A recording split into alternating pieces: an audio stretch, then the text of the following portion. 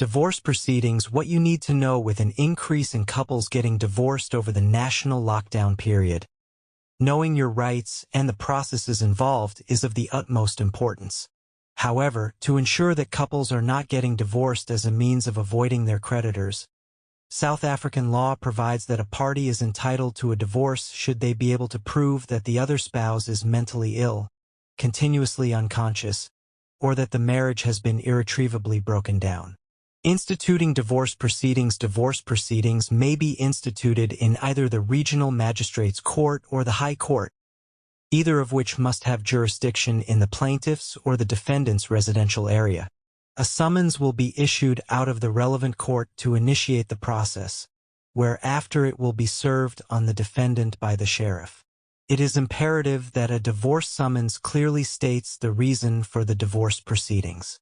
Often, the reasoning will include the indication that there is no reasonable prospect of restoring the relationship between the parties. Further, the summons must contain provisions for the division of the assets and liabilities in the joint estate and the provision for the arrangements of any minor children born from or adopted during the marriage. Once service has been effected, and should the defendant wish to oppose the divorce, the defendant is required to file a notice of intention to oppose within 10 days after service. Should he/she not wish to oppose, no documents need to be filed. This is referred to as an uncontested or default divorce and is the most cost-effective means for all parties concerned. The divorce is capable of being finalized within weeks rather than proceeding to long and drawn-out trials spanning over several years. The defendant may, however, be required to file a notice of non-opposition to the summons in order for the divorce to be finalized. Uncontested divorce. Should a couple wish to part ways amicably, it is advisable to work together and come to an agreement as to the terms of the divorce. An impartial attorney will be able to assist both parties in drafting the necessary documents, which, in this instance, would include a settlement agreement. The settlement agreement will incorporate the terms of the agreement including, but not limited to, division of the assets in the joint estate, any care and custodial arrangements if there are minor children born from the marriage, and any child or spousal maintenance.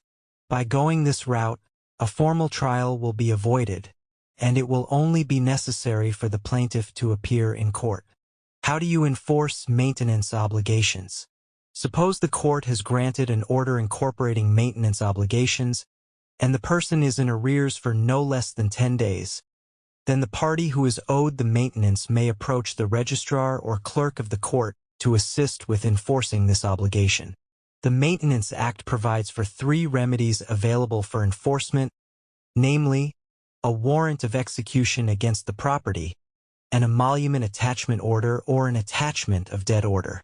Conclusion. Divorce proceedings are usually a strenuous process for all parties involved, especially where there are children or substantial assets. We, therefore, advise that you seek legal advice when considering your options to ensure that the process runs as smooth and efficiently as possible. Any error in the order granted by the court will result in a return to court to rectify the mistake, which could be costly.